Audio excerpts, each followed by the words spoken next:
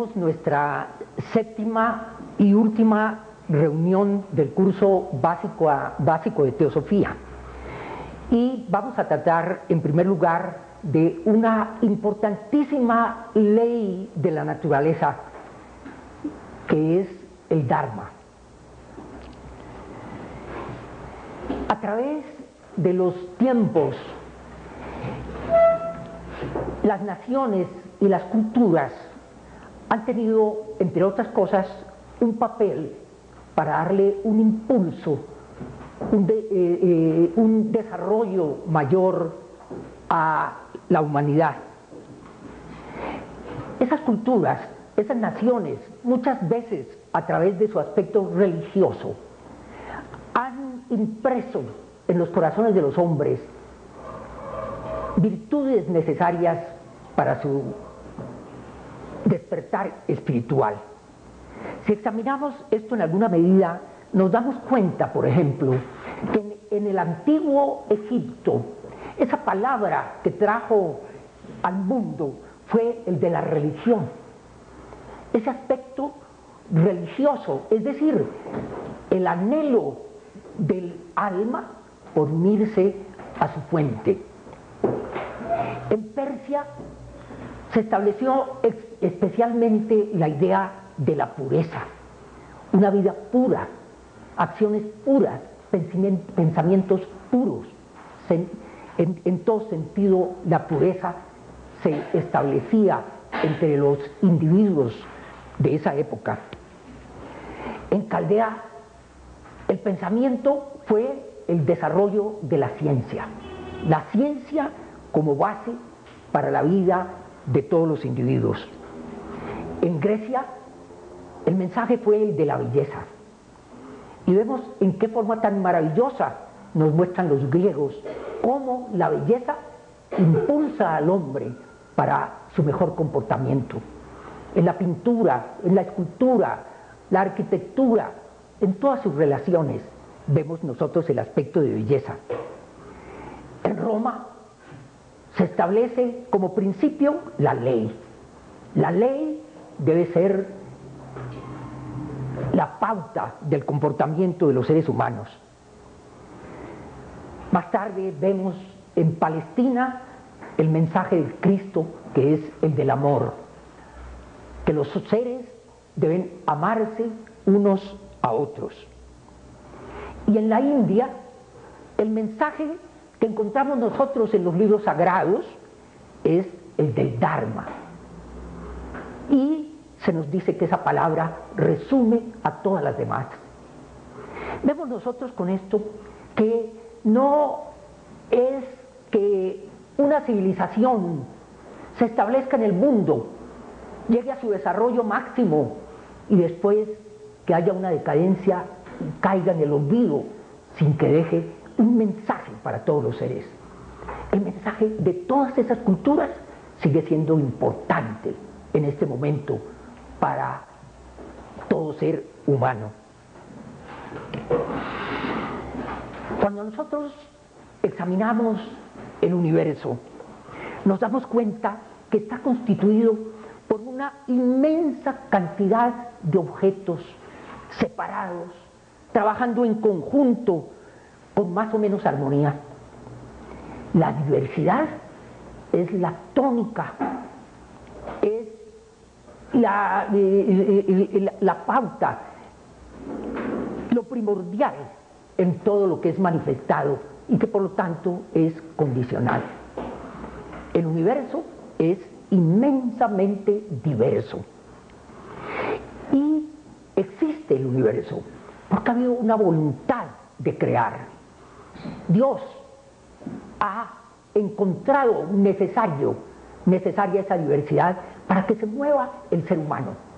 Dentro de la unidad, cuando no hay movimiento, la conciencia no tiene ningún tipo de respuesta en las primeras y en las etapas intermedias. Vimos en reuniones anteriores que cuando el Supremo quiere manifestarse, lo hace en dos aspectos. Un aspecto subjetivo, eterno, inmortal, y un aspecto objetivo, que tiene principio y que tiene final. Es lo real y lo irreal, el espíritu y la materia, la vida y la forma, la unidad, característica del espíritu, y la diversidad, característica del mundo material. Nos podríamos preguntar entonces, ¿cómo es que lo que es limitado y parcial, ese mundo de las formas, puede ofrecer una imagen de Dios? Puesto que nosotros no podemos conocer a Dios sino a través de su manifestación, percibirlo a través de toda esa diversidad. Como ejemplo podemos poner una respuesta que dio Einstein cuando se le preguntó si él creía o no creía en Dios. Y él contestó, ¿cómo puedo yo creer o no creer en Dios si es que lo veo manifestándose hasta en la más pequeña brizna de hierba?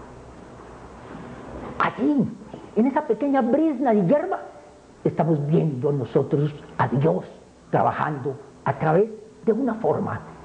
Y así, cualquier cosa que imaginemos en el universo es la expresión de Dios a través de una forma y llevando a esa forma a una perfección, a una total expresión de belleza que en su totalidad son una leve vislumbre de lo que es esa sabiduría, ese amor, esa belleza de Dios que desde el interior manifiesta todas estas cosas tan hermosas en el mundo. Entonces vemos nosotros que por la multiplicidad de las partes, reuniéndose en un trabajo armonioso, podemos percibir algo de la obra divina. Y vemos que tiene que ser así en esa diversidad. Tomemos cualquier ejemplo. Podría ser un objeto de nuestro análisis. El agua es una expresión de belleza. Sin embargo, no siempre se expresa de la misma manera. Se expresa en un lago tranquilo, en un mar tempestuoso, en una tormenta, en una lluvia torrencial, en una llovizna.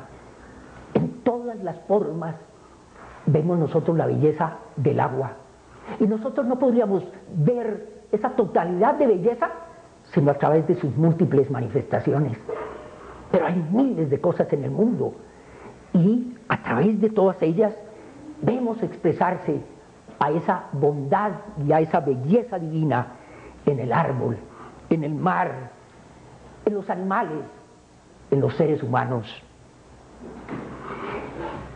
Pero algo que debemos tener en cuenta es que la imagen de Dios en la naturaleza no será perfecta mientras cada parte no esté completa en sí misma y en sus relaciones con todos los demás. Para comprender la ley del Dharma, lo primero que debemos tener en cuenta es que no es algo exterior al mundo, a la manifestación, a las cosas, a los seres, como las leyes humanas, o como la virtud, o como la religión, o como la justicia, sino que es la ley de la vida que se desarrolla y modela a su propia imagen todo lo que le es exterior. Esa vida interna es la que está modelando esa brizna y hierba, es la que está modelando esa rosa, ese árbol, a ese ser humano.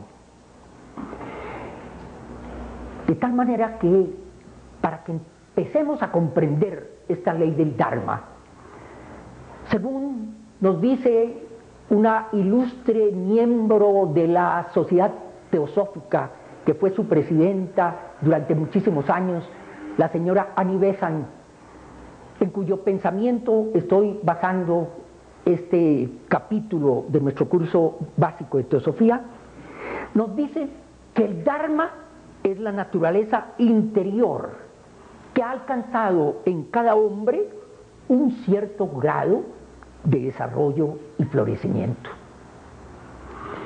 Es esa naturaleza interna nuestra, esa naturaleza esencial, nuestra naturaleza espiritual, que ha estado pasando por tantísimas etapas en la evolución y que en este momento está en un determinado estado, primitivo, sencillo, más complicado, sublime, en distintos estados está en los seres humanos.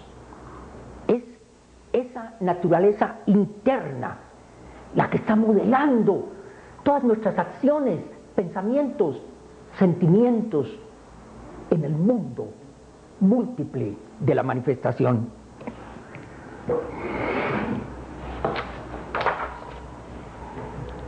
Esa vida dada por Dios, que se muestra en esa naturaleza interna. Y esto es importante que lo tengamos en cuenta para entender la ley del Dharma. No es una vida desarrollada, es una vida susceptible de desarrollo. Ya podrán ustedes estar viendo por qué Dharma lo hemos tratado en nuestra última reunión.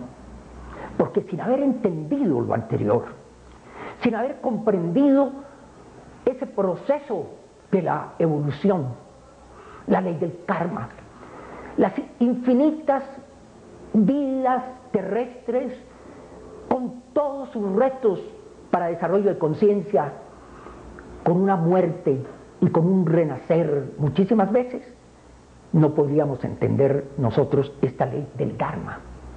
Ya hemos visto cómo el ser humano empieza su evolución con infinitas potencialidades. Todas las potencialidades que nosotros suponemos en la divinidad están en los seres humanos en un principio en estado latente. Tienen que germinar con el paso de las muchísimas experiencias que les da el mundo. Y la vida se va desarrollando. Por eso la vida no es algo que esté desarrollado, sino que es susceptible de desarrollo. Se ha desarrollado y hay mucho, muchísimo que queda todavía aún por desarrollar. Esto tiene que ver también con el tiempo. ¿Por qué hay unos seres que están en etapas primitivas, otros que están en un estado de desarrollo, dijéramos, promedio, y hay otros seres excelsos, a una altura gigantesca y a una distancia inmensa de lo que nuestra conciencia está en este momento? Es por diferencias de edad. Aunque todos los seres que comenzamos en esas condiciones, no hemos comenzado todos al mismo tiempo. Los que comenzaron antes van más adelante en la evolución. Y otros es que han sido más aplicados que los demás, que han puesto más atención a las leyes que le muestran los grandes seres para su desarrollo y han puesto su vida en acuerdo con ese propósito divino. Entonces, la edad del ser en curso de desarrollo determina el grado de desarrollo alcanzado por él. La vida es una. La vida es la misma. No hay sino una sola vida que está expresándose a través de todos esos gérmenes en esa diversidad del universo. Esa diferencia de edad es la misma raíz del problema, de nuestra vida, de la expresión de esa vida en el mundo y de la acción de esta ley del Dharma. Entonces, esa